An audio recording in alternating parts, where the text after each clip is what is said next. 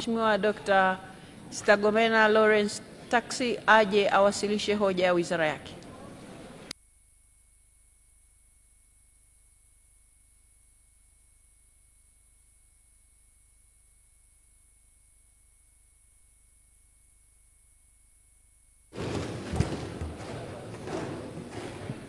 Mheshimiwa Spika, kufuatia taarifa iliyowasilishwa leo hapa bungeni na mwenyekiti wa kamati ya kudumu ya Bunge ya mambo ya nje, ulinzi na usalama, naomba kutoa hoja kwamba bunge lako tukufu likubali kupokea na kujadili taarifa ya utekelezaji wa mpango wa bajeti wa Wizara ya Ulinzi na Jeshi la Kujenga Taifa na kupitisha mpango wa makadirio ya mapato ya matumizi ya wizara kwa mwaka wa fedha 2025-2026. Pia naomba hotuba yote kama ilivyowasilishwa iingizwe katika Hansard. Mheshimiwa Spika, awali ya yote napenda kumshukuru Mwenyezi Mungu mwingi wa rehema kwa kutujalia uzima na afya na kutuwezesha kukutana wakati nchi yetu ikiwa katika hali ya amani, utulivu na usalama. Mheshimiwa Spika, kipekee nitumie fursa hii kumpongeza sana Mheshimiwa Dr. Samia Suluhu Hassan, Rais wa Jamhuri ya Muungano wa Tanzania na Amiri Jeshi Mkuu, kwa kuchaguliwa kuwa mgombea wa urais wa Jamhuri ya Muungano wa Tanzania, pamoja na Mheshimiwa Hussein Ali Hassan Mwinyi, Rais wa Zanzibar, kwa kuwa mgombea wa urais wa Zanzibar katika uchaguzi mkuu ujao utakaofanyika Oktoba 2025. Kuchaguliwa kwao ni kielelezo cha imani kubwa walionao wana CCM kwa viongozi hawa kutokana na uongozi wao mahiri na imara unaozingatia maslahi ya taifa. Nitumie fursa hii kuwaomba Watanzania wote kuendelea kuwaunga mkono na kuamini viongozi hawa kwa mustakabali wa maendeleo ya nchi yetu. Mheshimiwa Spika, nitumie pia fursa hii kumpongeza Mheshimiwa Dr. Emmanuel John Nchimbi, Katibu Mkuu wa CCM, kwa kuteuliwa kuwa mgombea mwenza wa nafasi ya urais ya Jamhuri ya Muungano wa Tanzania katika uchaguzi mkuu ujao. Mheshimiwa Dr. Nchimbi ni mwanadiplomasia na mwanasiasa mwenye uzoefu mkubwa ndani ya Chama cha Mapinduzi, ndani ya nchi na hata kimataifa. Mheshimiwa Spika, kwa kutambua kuwa huu ni mkutano wa mwisho wa bunge hili kabla ya uchaguzi mkuu mwezi Oktoba 2025, kwa unyenyekevu mkubwa napenda kumshukuru kwa dhati Mheshimiwa Dr. Samia Suluhu Hassan, Rais wa Jamhuri ya Muungano wa Tanzania na Amiri Jeshi Mkuu, kwa kuniamini na kuniteua kuwa mbunge mwezi Septemba mwaka 2021 na kuniteua kuwa waziri wa Ulinzi na Jeshi la Kujenga Taifa mara mbili, na nikiwa mwanamke wa kwanza katika historia ya Jamhuri ya Muungano wa Tanzania tangu kupata uhuru. Hii ni heshima kubwa si kwangu tu, bali ni kwa wanawake wote wa Kitanzania, na ni dhamana kubwa kwangu ambayo nitaienzi siku zote za maisha yangu. Aidha, namshukuru pia kwa kuniteua kwa waziri wa mambo ya nje na ushirikiano wa Afrika Mashariki katika kipindi cha uongozi wake. Nawashukuru sana wote walioniamini, walionipa ushirikiano na kuniwezesha kutekeleza majukumu yangu. Wanawake, tusikubali kukatishwa tamaa na tusikate tamaa. Tuoneshe kwamba tunaweza pale tunapopewa nafasi.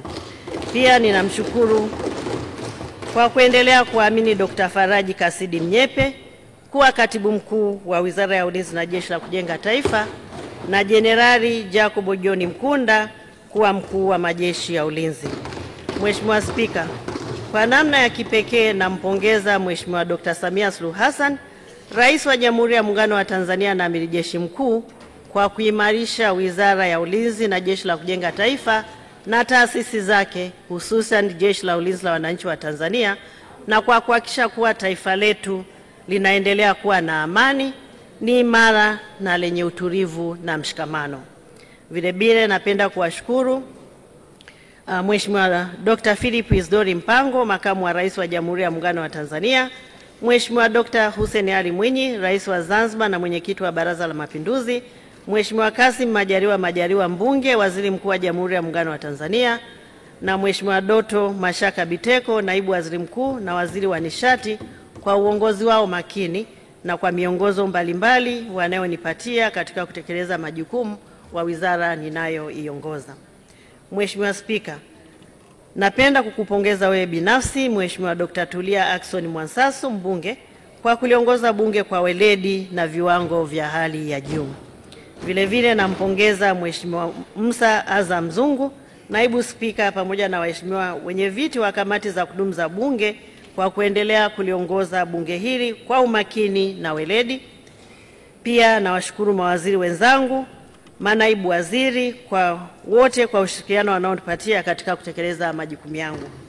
Mheshimiwa Spika, napenda pia kutumia nafasi hii kuishukuru kwa dhati kamati ya kudumu ya bunge ya mambo ya nje, ulinzi na usalama inayoongozwa na Mheshimiwa Vita Rashid Kawawa akisaidiwa na makamu mwenyekiti Mheshimiwa Vincent Paul Mbogo pamoja na wajumbe wa kamati kwa maoni na ushauri wanaoendelea kutupatia, ikiwa ni pamoja na katika maandalizi ya bajeti hii ambayo ninaiwasilisha. Maoni yao na maelekezo yao tumeyazingatia na yametusaidia sana katika kuboresha makadirio ya bajeti ya mwaka wa fedha 2025-2026 ninayoiwasilisha hapa bungeni leo. Mheshimiwa Spika, ninaungana na wenzangu waliotangulia kutoa salamu za pole kwako, bunge lako tukufu, kwa kuondokewa na hayati David Cropper Msuya aliyekuwa makamu wa kwanza wa rais na waziri mkuu mstaafu, marehemu Dr. Faustin Ndugulile aliyekuwa mbunge wa Kigamboni na mkurugenzi mteule wa shirika la afya duniani kanda ya Afrika, marehemu Profesa Philemon Sarungi aliyewahi kutumikia taifa letu katika nafasi mbalimbali ikiwa ni pamoja na waziri wa ulinzi na jeshi la kujenga taifa, marehemu Jaji Frederick Mwita Werema aliyewahi kuwa mwanasheria mkuu wa serikali, marehemu Balozi Juma Volta Mwapachu aliyewahi kuwa katibu mkuu wa Jumuiya ya Afrika Mashariki, na marehemu Bi Sifael Mushi, mwanamke aliyeshiriki katika tukio la kuchanganya udongo wa iliyokuwa Tanganyika na Zanzibar. Napenda kutoa pole kwa familia, ndugu, jamaa na Watanzania wote kwa kuondokewa na viongozi hawa. Mheshimiwa Spika, napenda pia kutumia fursa hii kutoa pole kwa Amiri Jeshi Mkuu, familia, ndugu na jamaa kufuatia vifo vya Jenerali David Bugozi Msuguri aliyewahi kuwa mkuu wa majeshi ya ulinzi, Meja Jenerali Martin Shiminzi Busungu na Meja Jenerali Charles Mbuge waliowahi kuwa wakuu wa jeshi la kujenga taifa, na wanajeshi wote waliopoteza maisha wakiwa kwenye misheni za ulinzi wa amani. Mwenyezi Mungu azilaze roho za marehemu pema peponi. Mheshimiwa Spika, kwa kutambua kuwa mwezi Oktoba mwaka 2025 kutakuwa na uchaguzi mkuu wa kumchagua rais, wabunge na madiwani, na kwa kuzingatia kazi kubwa iliyofanywa na serikali ya awamu ya 6 inayoongozwa na Mheshimiwa Dr. Samia Suluhu Hassan, Rais wa Jamhuri ya Muungano wa Tanzania na Amiri Jeshi Mkuu, naomba kutoa rai kwa Watanzania wote kujitokeza na kutimiza wajibu wao wa kikatiba na kuchagua viongozi watakaoendelea kuwaletea maendeleo pamoja na kudumisha ulinzi, amani, utulivu na usalama. Niwatakie kila laheri wote watakaogombea nafasi hizo. Hali ya ulinzi na usalama wa mipaka ya nchi yetu. Mheshimiwa Spika, katika mwaka wa fedha 2024-2025 hali ya mipaka yetu yenye urefu wa jumla ya kilomita 5923.41 ambayo inahusisha eneo la nchi kavu, anga na eneo la maji imeendelea kuwa shwari. Mipaka ya nchi kavu ni baina ya Tanzania na Burundi, Kenya, Jamhuri ya Kidemokrasia ya Kongo, Malawi, Msumbiji, Rwanda, Uganda, Zambia, na mipaka ya bahari inajumuisha nchi za Comoros na Seychelles. Katika kipindi husika hapakuwa na matukio ya uhasama yaliyoripotiwa baina ya nchi yetu na nchi tunazopakana nazo, mbali na changamoto kadhaa za ulinzi na usalama. Maelezo ya kina, Mheshimiwa Spika, kwa kila mpaka yanaonekana katika aya ya 13 hadi haya ya 23 ukurasa wa 7 mpaka wa 12 wa hotuba ninayoiwasilisha. Mheshimiwa Spika, katika jitihada za kutatua mgogoro uliodumu kwa muda mrefu mashariki mwa Jamhuri ya Demokrasia ya Kongo, wakuu wa nchi za Jumuiya ya Maendeleo wa Kusini mwa Afrika yani SADC na Jumuiya ya Afrika ya Mashariki yani EAC wamesisitiza umuhimu wa kutafuta suluhisho la kudumu kupitia njia za majadiliano na kisiasa. Kufuatia msisitizo huu, wakuu wa nchi za SADC walifikia uamuzi wa kuondoa vikosi vya kijeshi vya SADC nchini DRC ili kupisha michakato ya kisiasa na majadiliano. Mheshimiwa Spika, kupitia bunge lako tukufu, naomba kutoa taarifa kuwa vikosi vyetu vinaendelea kurejea salama kabisa. Aidha, napenda kulipongeza jeshi letu la ulinzi wa wananchi wa Tanzania chini ya mkuu wa majeshi Jenerali Jacob John Mkunda na wanajeshi wote kwa uhodari, weledi na kazi kubwa walioifanya katika kutekeleza misheni hii na misheni nyingine zote za ulinzi wa amani, na kwa uzalendo wao katika ulinzi wa taifa letu kwa ujumla. Kipekee na kwa heshima kubwa, naomba kumshukuru na kumpongeza Mheshimiwa Dr. Samia Suluhu Hassan, Rais wa Jamhuri ya Muungano wa Tanzania na Amiri Jeshi Mkuu, kwa uongozi wake mahiri katika kusimamia ulinzi na amani akiwa Amiri Jeshi Mkuu wa Jamhuri ya Muungano wa Tanzania, lakini pia mwenyekiti wa asasi ya siasa, ulinzi na usalama ya Jumuiya ya Maendeleo Kusini mwa Afrika. Mapitio ya utekelezaji wa mpango wa bajeti kwa mwaka wa fedha 2024-2025. Mheshimiwa Spika, naanza na tathmini ya makusanyo ya maduhuri. Katika mwaka wa fedha 24-25, wizara ilikadiriwa kukusanya maduhuri ya jumla ya shilingi milioni 87,603 kutoka katika mafungu yake matatu: fungu 38 ngome shilingi milioni 22, fungu 39 JKT shilingi milioni 64,403 na fungu 57 wizara shilingi milioni 1,200,000. Hadi kufikia mwezi Aprili, wizara imekusanya jumla ya shilingi milioni 178,759,103 na senti 8, ikiwa ni sawa na asilimia 204.06, na mchanganuo wa maduhuri kwa kila fungu umeonyeshwa katika jedwali namba 1 ukurasa wa 17. Upo utofauti mkubwa katika fungu 57 ambao umetokana na malipo ya deni la ukodishaji wa minara ya simu, yakiwa ni malipo ya mara moja. Hali hiyo haitarajiwi kujitokeza tena na kuathiri maduhuru yanayofuata. Tathmini ya utekelezaji wa bajeti ya matumizi ya kawaida na maendeleo. Mheshimiwa Spika, katika bajeti ya mwaka wa fedha 2024-2025, wizara iliidhinishiwa jumla ya shilingi trilioni 3 bilioni 326 milioni 230 laki 419, na kati ya fedha hizo shilingi trilioni 3 bilioni 8 milioni 812 laki 97 ni kwa ajili ya matumizi ya kawaida na shilingi bilioni 317 milioni 417 laki 512 kwa ajili ya shughuli za maendeleo kama ifuatavyo. Fungu 38 ngome liliidhinishwa fedha za matumizi ya kawaida shilingi trilioni 2 bilioni 491 milioni 439 laki 934 kwa shughuli za maendeleo bilioni 48 milioni 867 laki 636. Fungu 39 JKT matumizi ya kawaida shilingi bilioni 490 milioni 652 laki 279 na shughuli za maendeleo shilingi bilioni 8 milioni 549 laki 876.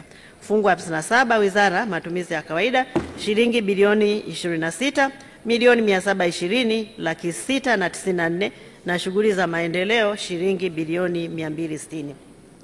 Muhtasari wa mchanganuo wa bajeti kwa kila fungu umeainishwa katika jedwali namba 2 ukurasa wa 19.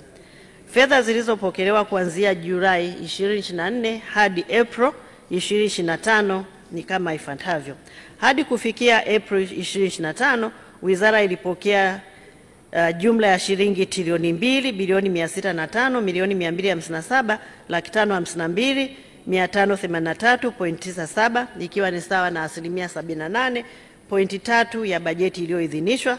Na kati ya fedha hizo shilingi trilioni 2 bilioni 471 milioni 841 28,629 na senti 64, ikiwa ni sawa na asilimia 82.5 matumizi ya kawaida, na shilingi bilioni 133 milioni 416 laki 523,954 na senti 33, sawa na asilimia 42 kwa shughuli za maendeleo. Kati ya kiasi hiki, fungu 38 ngome limepokea shilingi trilioni 2 bilioni 42 milioni 765 laki 184,281.75 sawa na asilimia 81.99 kwa matumizi ya kawaida, na shilingi bilioni 12 milioni 363 laki 521,537 na senti 7 sawa na asilimia 25.5 kwa shughuli za maendeleo.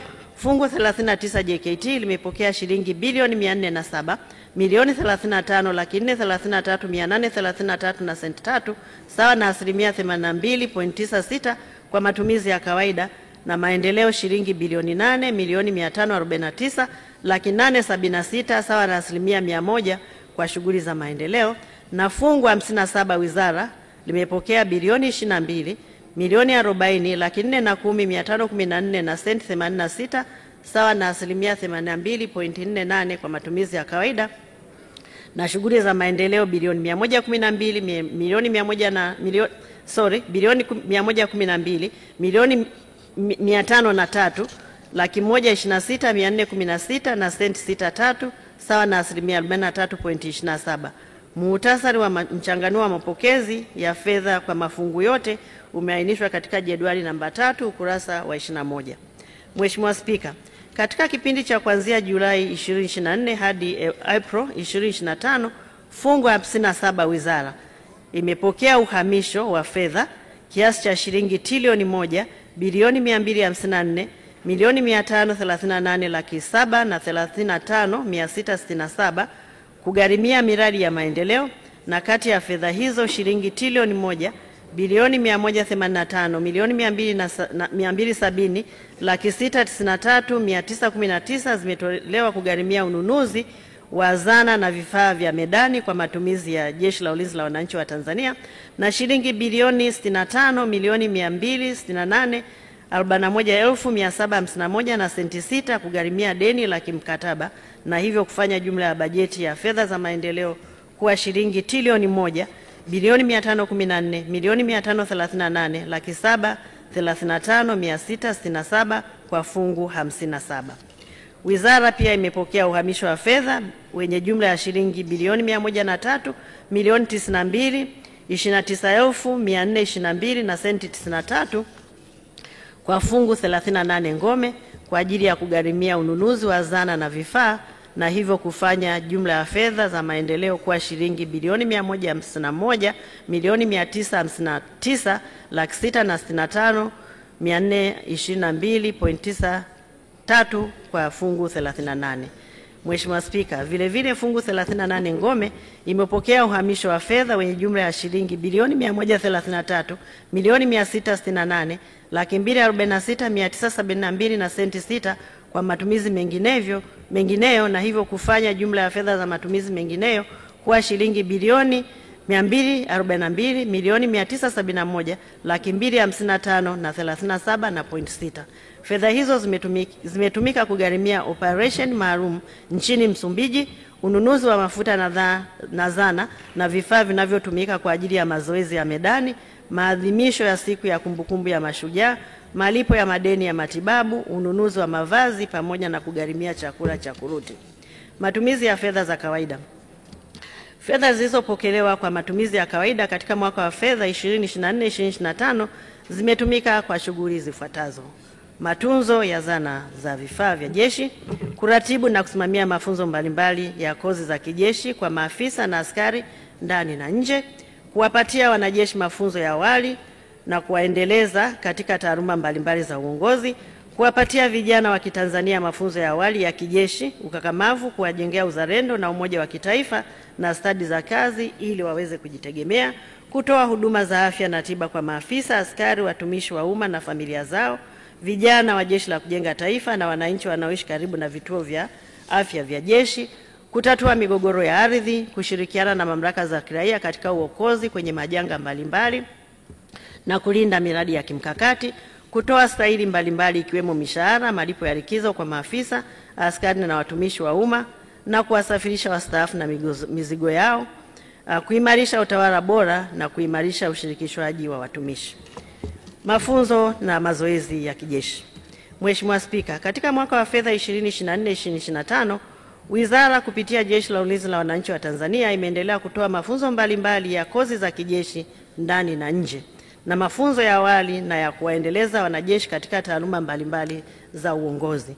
Vile vile jeshi lilifanya zoezi la kijeshi la kutimiza miaka 60 ya jeshi, zoezi la amani umoja kwa kushirikiana na jeshi la China na mazoezi mawili kwa kushirikiana na jeshi la Marekani na kuzialika nchi 18 ikiwemo Comoros, Djibouti, Georgia, Kenya, Madagascar, Malawi, Marekani, Mauritius, Morocco, Msumbiji, Shelisheli, Somalia, Ufaransa, Ubelgiji. Aidha, Jeshi la Ulinzi la Wananchi wa Tanzania kupitia kamandi ya Jeshi la Wanamaji ilifanya zoezi la pamoja na Jeshi la Wananchi kutoka Jamhuri ya India liitwalo Africa India Key Maritime Engagement. Zoezi hili lilishirikisha pia nchi nyingine za Kiafrika 9 ambazo ni Afrika ya Kusini, Comoros, Djibouti, Kenya, Mauritius, Madagascar, Msumbiji, Shelisheli na Uganda.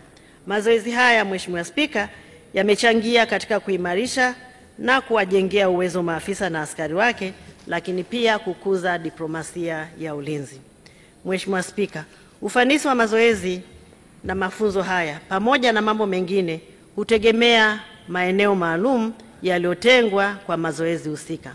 Naomba kupitia bunge lako tukufu kutoa rai kwa wananchi kutovamia maeneo ya Jeshi la Ulinzi la Wananchi Tanzania, kwani kufanya hivyo ni kuhatarisha maisha yao, lakini pia kuhatarisha usalama wa taifa na kukwamisha shughuli muhimu za kuliweka tayari jeshi letu kukabiliana na matishio yanayoweza kujitokeza.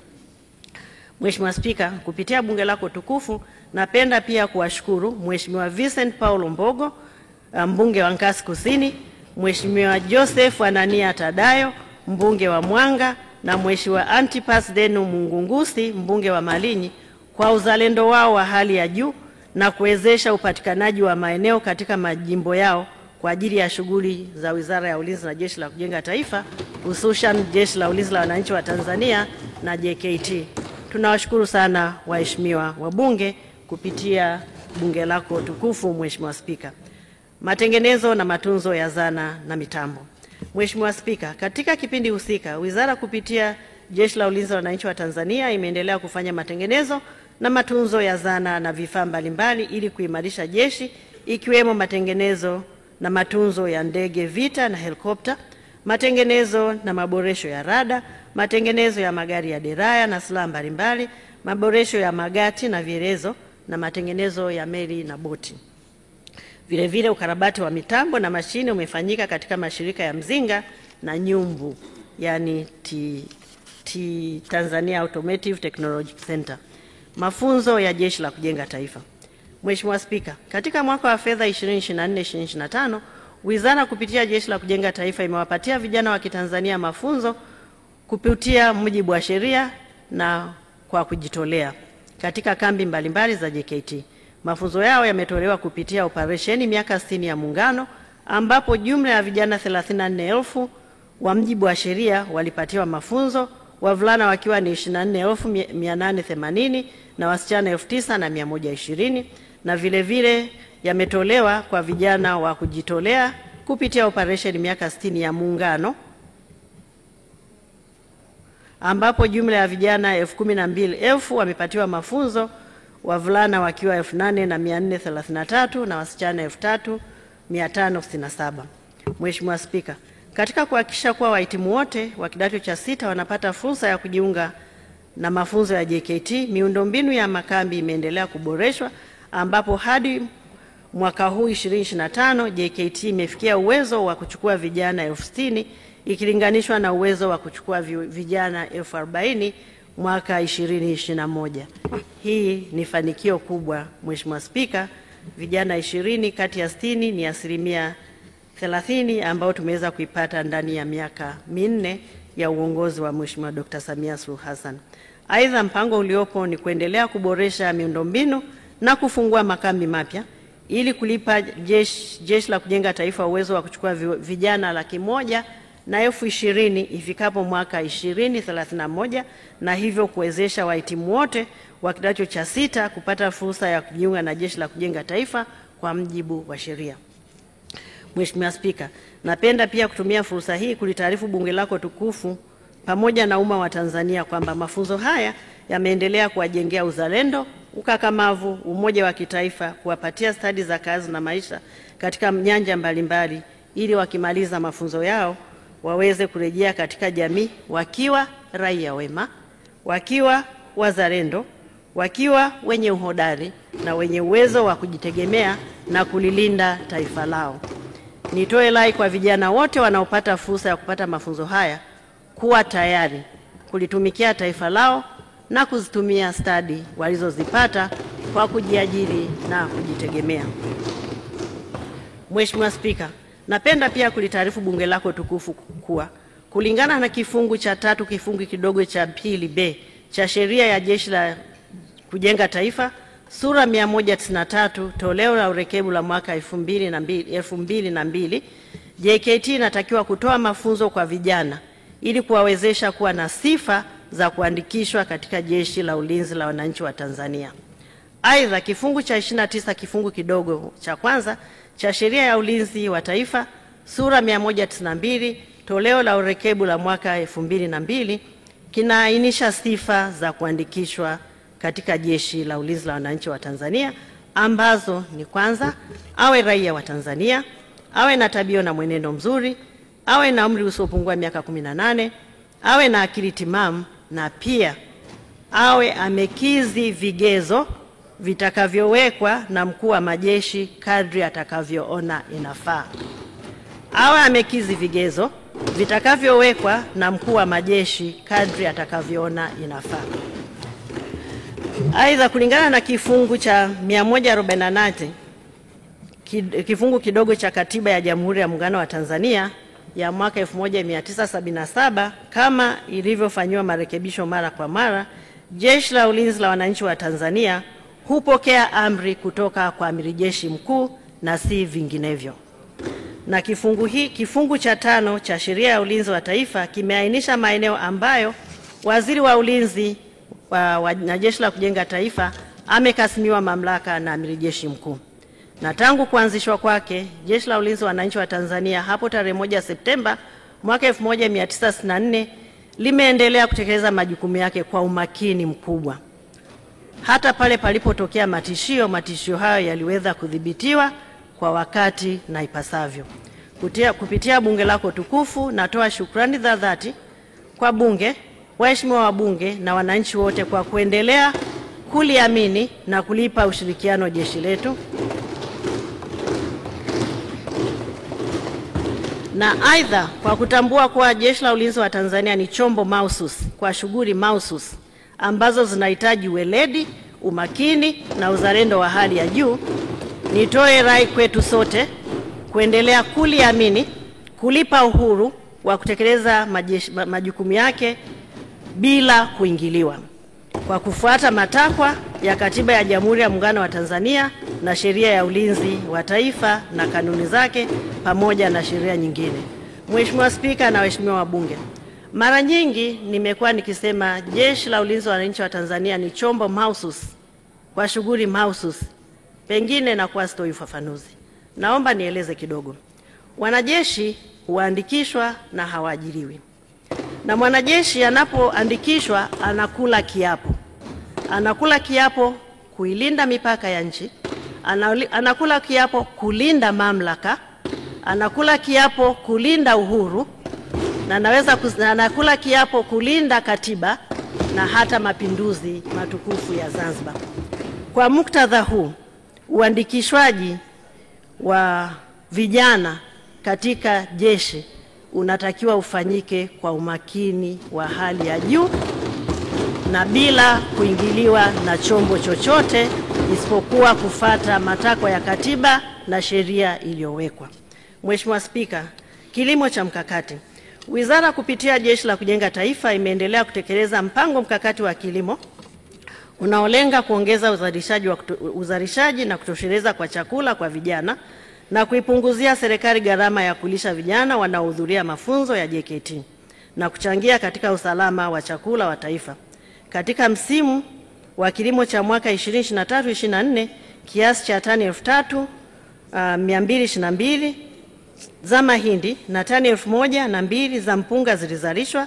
Kati ya kiasi hicho, tani 1660 za mahindi na tani 1002 za mpunga zimetumika kulisha vijana wanaohudhuria mafunzo ya JKT, na tani 1542 za mahindi zilizosalia zimechangia katika usalama wa chakula nchini.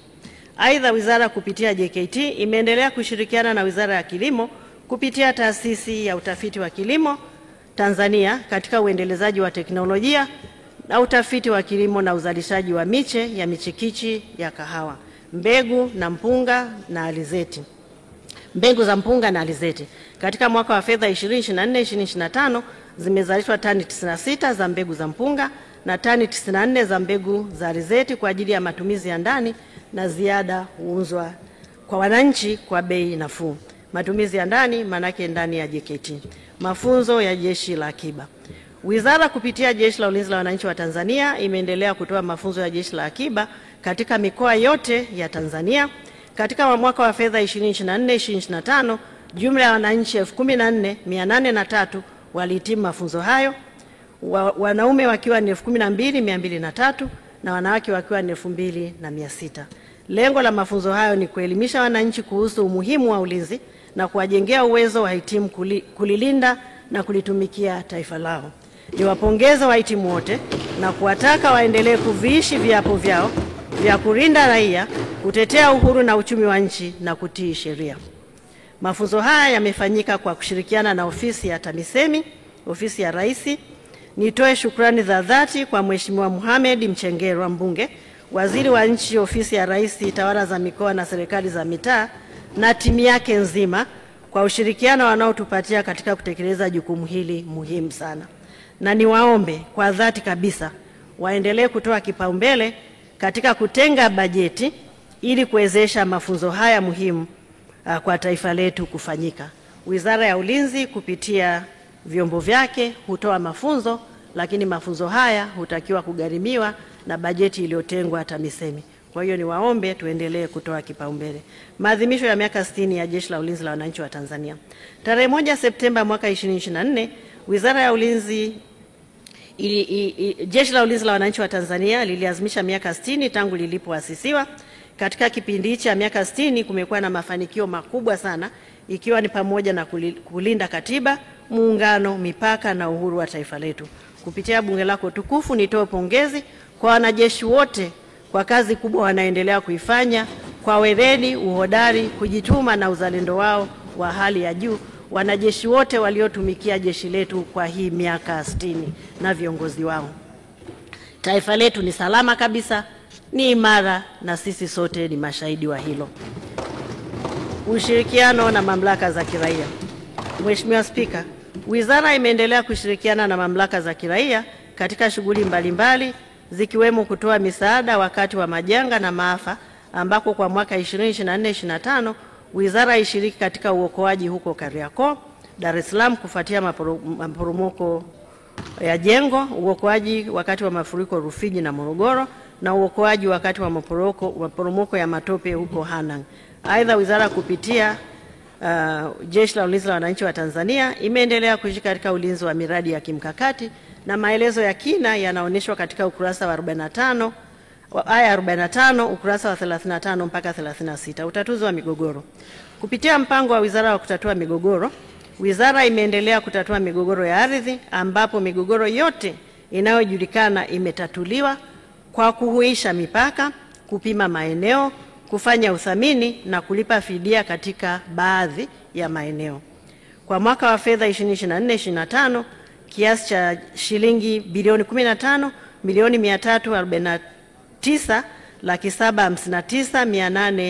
15,349,759,858 zimelipwa kama fidia kwa maeneo 9 ya vikosi, vyuo, shule na minara 17 katika mikoa 9. Taarifa kamili kuhusu maeneo ambayo mipaka imeuishwa, ardhi imepimwa na fidia imelipwa inaonyeshwa katika jedwali namba 4 ukurasa wa 43 mpaka ukurasa wa 45. Wizara kwa kushirikiana na Wizara ya Fedha inaendelea na taratibu za kulipa fidia katika maeneo ambayo wananchi hawajalipwa. Maeneo hayo yanaonekana katika jedwali namba 5 ukurasa wa 46. Utunzaji wa mazingira. Mheshimiwa Spika, wizara imeendelea kuchukua hatua mahususi ili kutimiza azma ya Mheshimiwa Rais wa Jamhuri ya Muungano wa Tanzania ya utunzaji wa mazingira na matumizi ya nishati safi. Katika mwaka wa fedha 2024-2025, wizara na taasisi zake imeweza kupanda miti mipya katika maeneo yenye ukubwa wa ekari 964.9. Vile vile wizara imeendelea na utunzaji wa fukwe katika mikoa ya Dar es Salaam, Tanga na Mtwara ili kuzuia mmomonyoko wa ardhi.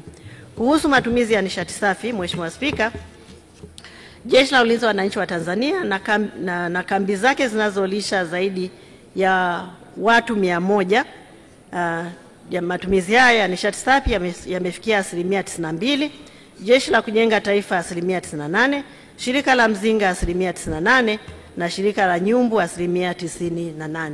Kama unavyoona Mheshimiwa Spika, tuko takribani 100% kulingana na maelekezo ya serikali, ambapo tulielekezwa kufikia mwezi wa 6 tuwe tumefikia 100%. Aidha, matumizi ya nishati safi yamekuwa na mafanikio makubwa, ikiwa ni pamoja na kuokoa kiasi cha shilingi trilioni 2 bilioni 325 na kuokoa muda katika kuandaa chakula na muda huo kutumika katika mafunzo ya vijana, kulinda afya za wapishi. Na aidha, matumizi ya nishati safi yamekuwa shamba darasa kwa vijana wa JKT. Kupitia bunge lako tukufu, napenda nitoe shukrani kwa ushirikiano mkubwa tunaopata kutoka Wakala wa Misitu Tanzania, Wakala wa Nishati Vijijini katika kuisaidia wizara kutekeleza shughuli za utunzaji wa mazingira.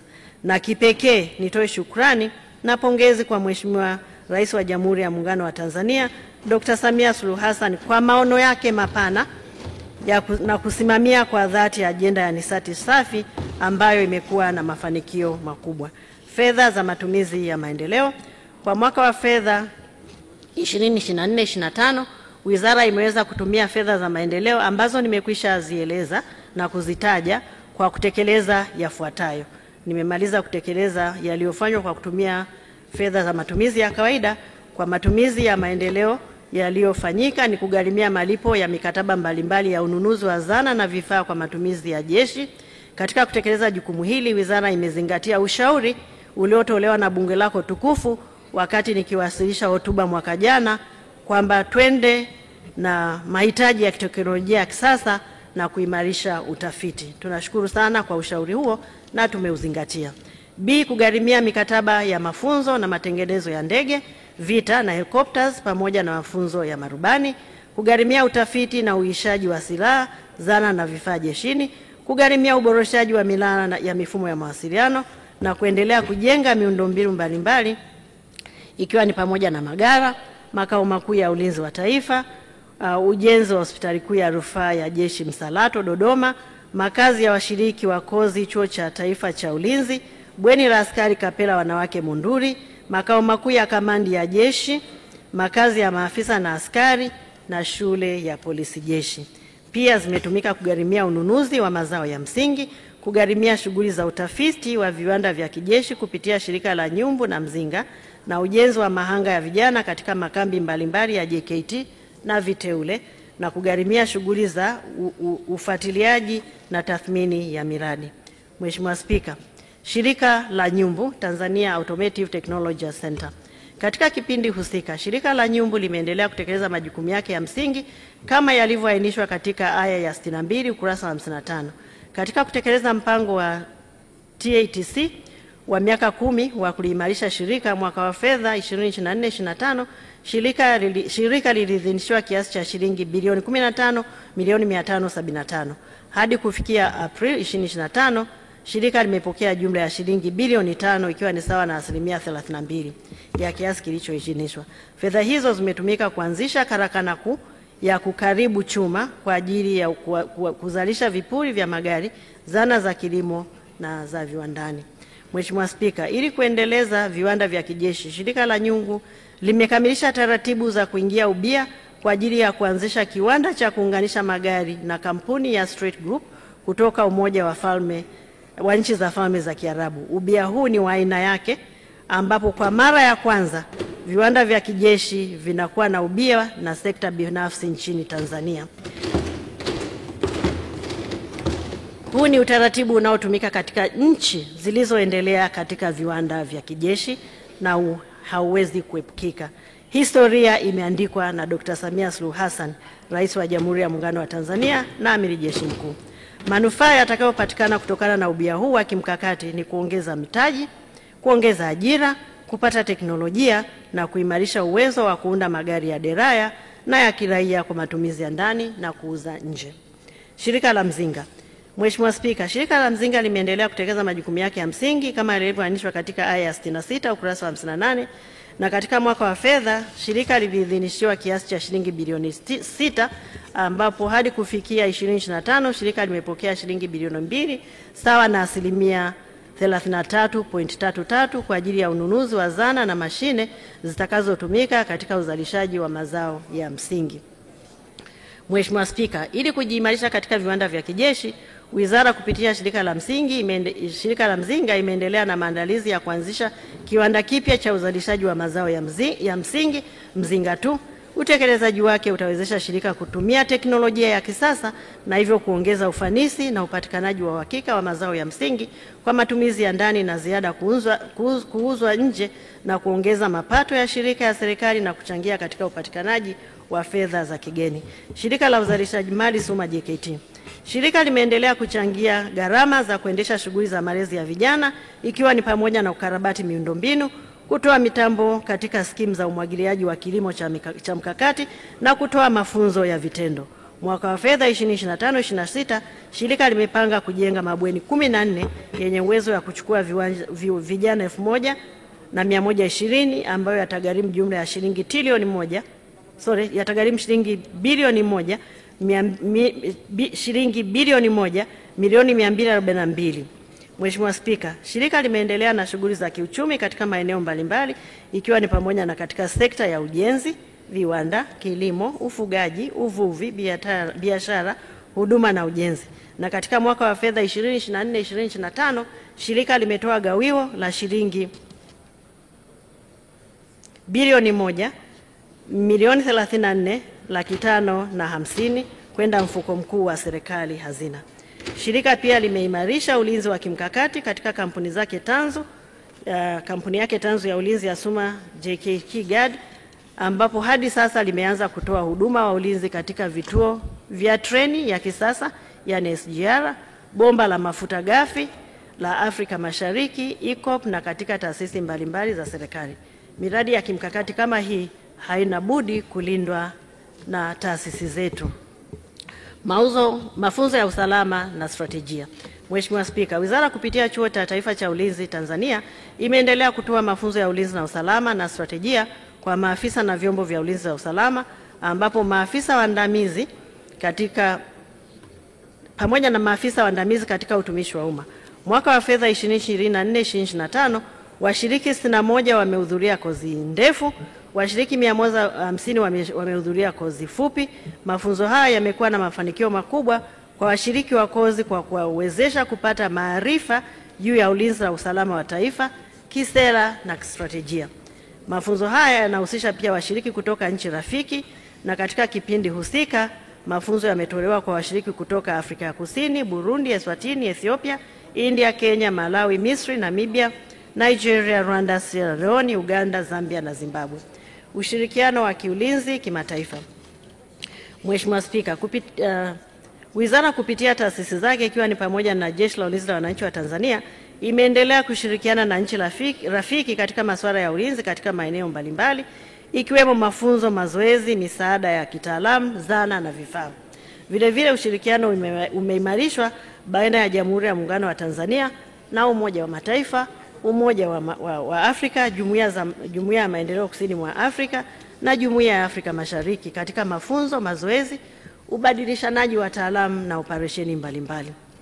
Nchi hizo ni pamoja na Afrika ya Kusini, Angola, Algeria, Brazil, Bangladesh, Botswana, Burundi, Canada, Komoro, Ethiopia, Falme za Kiarabu, Finland, Ghana, Hispania, India, Indonesia, Israel, Jamhuri ya Watu wa China, Jordan, Kenya, Malawi, Marekani, Misri, Morocco, Msumbiji, Nigeria, Oman, Kuwait, Pakistan, Rwanda, Sri Lanka, Sweden, Ufaransa, Uganda, Uholanzi, Uingereza, Ujerumani, Urusi, Uturuki, Uswizi, Zambia na Zimbabwe. Mheshimiwa Spika, napenda kupitia bunge lako tukufu kutoa shukrani kwa nchi hizi na washirika hawa wa maendeleo, taasisi na mashirika ya kimataifa kwa ushirikiano mkubwa wanaotupatia. Ushiriki katika ulinzi wa amani. Wizara kupitia Jeshi la Ulinzi wa Wananchi wa Tanzania limeendelea kushirikiana na jumuiya za kimataifa na kikanda katika operesheni za ulinzi wa amani. Kwa sasa linaendelea kuwa na vikosi vya ulinzi wa amani katika nchi za Jamhuri ya Demokrasia ya Kongo, Jamhuri ya Afrika ya Kati, Lebanon chini ya misheni za Umoja wa Mataifa. Vile vile wizara kupitia Jeshi la Ulinzi wa Wananchi wa Tanzania imeshiriki katika misheni ya amani ya Jamhuri ya Kidemokrasia ya Kongo kupitia Jumuiya ya Maendeleo Kusini mwa Afrika ambayo nimekushaeleza kamba imefikia ukingo wake mwezi Machi. Ushiriki wa Jeshi la Ulinzi wa Wananchi wa Tanzania katika operesheni za ulinzi wa amani umeiwezesha nchi yetu kujenga uwezo, kuimarisha diplomasia ya ulinzi na kutimiza matakwa ya Umoja wa Mataifa, jumuiya za kikanda ya kushiriki katika ulinzi wa amani kimataifa na kikanda kama tulivyosaini mikataba mbalimbali.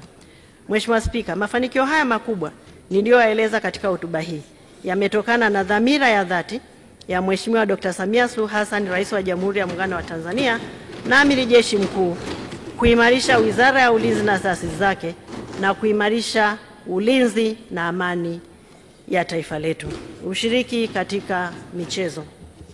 Katika mwaka wa fedha 2024, wizara na taasisi zake imeshiriki michezo mbalimbali ikiwemo Shimiwi iliyofanyika mwezi Oktoba na ikiwemo michezo ya Mei Mosi iliyofanyika mwezi Oktoba mwaka 24 na michezo ya Mei Mosi iliyofanyika mwezi Mei mwaka 25, michezo ya mashirika ya umma na makampuni binafsi yaliyofanyika mwezi Novemba. Napenda kuwapongeza shirika la Mzinga kwa kushika nafasi ya pili na kuwa mshindi wa jumla katika michezo mbalimbali. Aidha, nawapongeza viongozi wa wizara na wachezaji wote waliowezesha wizara kushika nafasi ya pili. Wizara kupitia Jeshi la Ulinzi wa Wananchi wa Tanzania na JKT imeshiriki vile vile katika michezo mingine ndani na nje ya nchi, na katika michezo hii wanamichezo wetu waliweza kupata ushindi na kuliletea taifa letu medali lakini pia na heshima kubwa. Napenda kutumia fursa hii kuwapongeza washindi wote walioshinda katika michezo hii, ikiwa ni pamoja na Sajin Alphonse Simbo aliyepata medali ya fedha katika mbio za maarufu duniani za riadha Boston Marathon, Kopro Magdalena Shauri aliyepata medali ya dhahabu katika mashindano ya michezo ya majeshi kwa nchi za Afrika, Private Joseph Panga aliyepata medali ya fedha katika mashindano ya mbio za nyika, Private King Lucas Mwajobaga aliyeibuka na ubingwa katika mashindano ya ngumi za kulipwa, Private Yusufu Changalawe aliyeiwakilisha Tanzania katika mashindano ya Olympic, na mshindi wa mashindano ya michezo ya majeshi wa nchi za Afrika na timu ya JKT Queens iliyoibuka na ubingwa katika mashindano ya ukanda wa Afrika Mashariki na Kati Sekafa. Vile vile nawapongeza Brigedia Jenerali Hassan Rashid Mabena kwa kuteuliwa kuwa mjumbe wa kamati ya maandalizi ya mashindano ya AFCON yanayotarajiwa kufanyika hapa nchini kwetu mwaka 2027.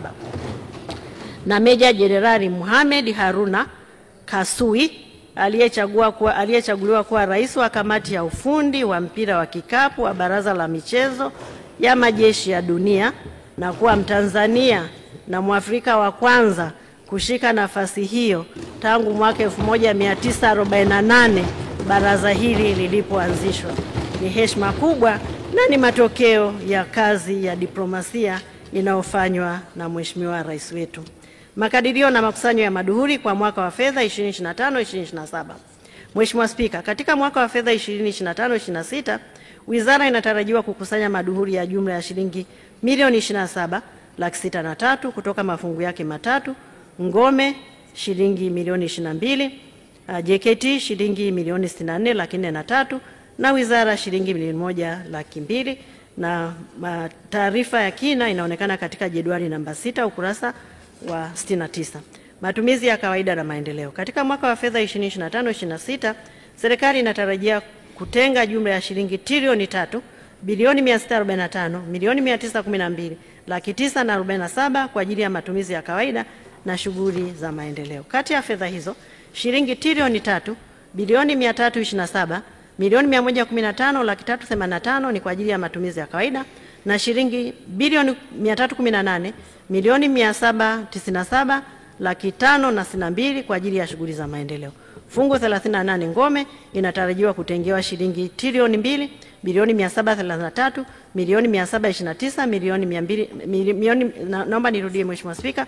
Fungu 38 ngome inatarajiwa kutengewa shilingi trilioni 2 bilioni 733 milioni 723 laki 204 kwa matumizi ya kawaida na shilingi bilioni 48 milioni 867 laki 636 kwa shughuli za maendeleo.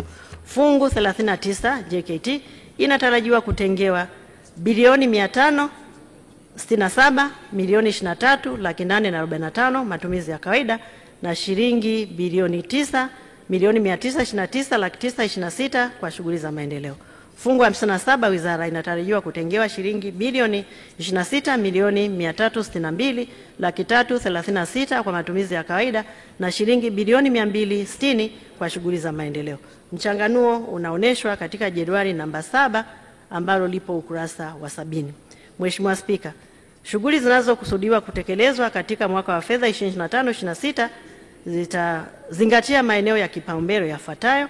Kwanza, kuendelea kuliimarisha jeshi kwa zana, vifaa vya kisasa na rasilimali watu, kuendelea kuweka mazingira mazuri ya utendaji kazi ikiwemo ustahili, makazi, mafunzo, matengenezo ya vifaa na huduma bora za afya, kuendelea kuimarisha miundombinu katika kambi, vikosi na shughuli za jeshi, kuendelea kuimarisha uwezo wa Jeshi la Kujenga Taifa kwa kuboresha miundombinu ili liweze kuchukua vijana wengi zaidi, kuendelea kuimarisha jeshi la akiba, kuendelea kuilinda miradi ya kimkakati kwa maslahi mapana ya taifa na kushirikiana na mamlaka za kiraia kadri itakavyohitajika, kuimarisha mashirika na taasisi za utafiti wa masuala ya kijeshi, kuimarisha viwanda vya kijeshi na kuanzisha viwanda vipya kwa kushirikiana na sekta binafsi, kuimarisha ushirikiano na Umoja wa Mataifa, Umoja wa Afrika, jumuiya za kikanda na nchi mbalimbali, na hivyo kuimarisha diplomasia ya uchumi, diplomasia ya ulinzi, kuendelea kutoa mafunzo ya ulinzi na strategia na kuendelea kuimarisha mafunzo ya utawala bora na huduma kwa watumishi.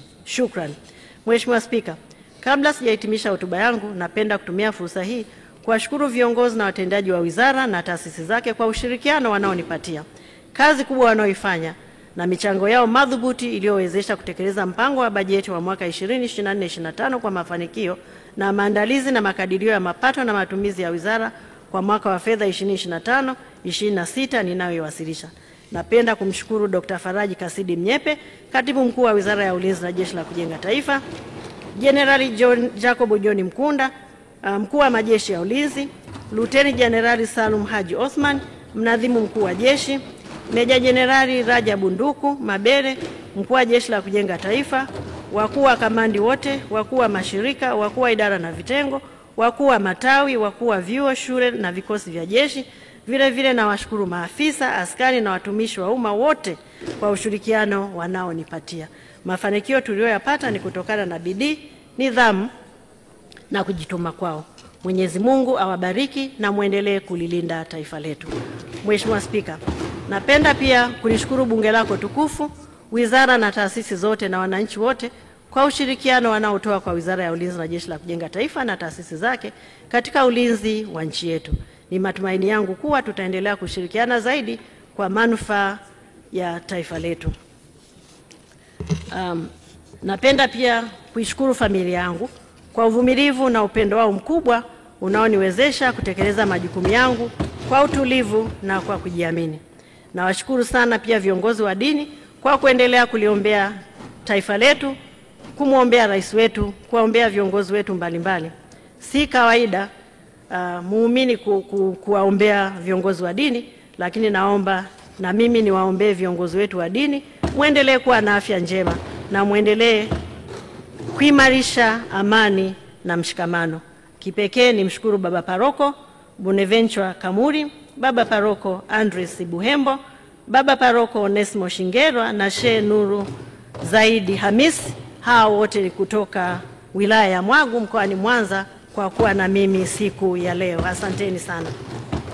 Kipekee na kwa heshima namshukuru Mheshimiwa Rais Dr. Samia Suluhu Hassan, Rais wa Jamhuri ya Muungano wa Tanzania na Amiri Jeshi Mkuu, kwa kuniamini na kuniteua katika nafasi hii adhimu na kwa uongozi wake mahiri, maono yake mapana na kuhakikisha kuwa wizara na taasisi zake tunaweza kutekeleza majukumu yetu kwa ufanisi, nchi yetu inaendelea kuwa imara na yenye amani na utulivu.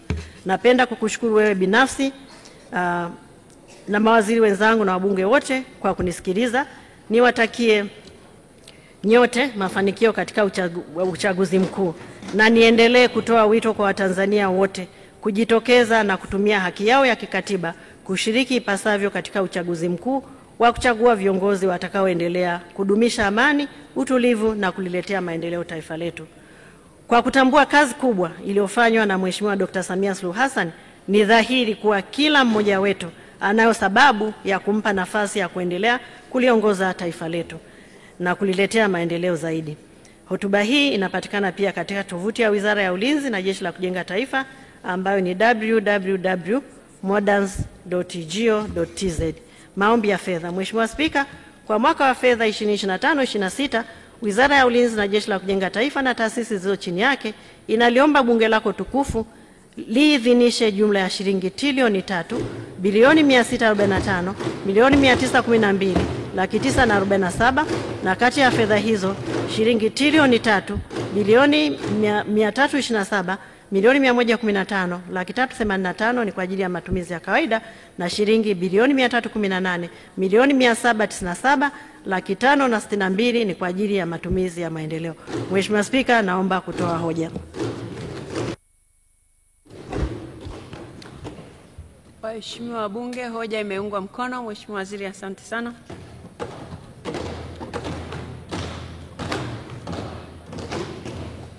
Sasa kama ilivyo ada, nimwite mwenyekiti wa kamati ya kudumu ya Bunge ya mambo ya nje, ulinzi na usalama, na kwa niaba yake Mheshimiwa Zahor Mohamed Haji anakuja kuwasilisha hoja mawazo ya kamati.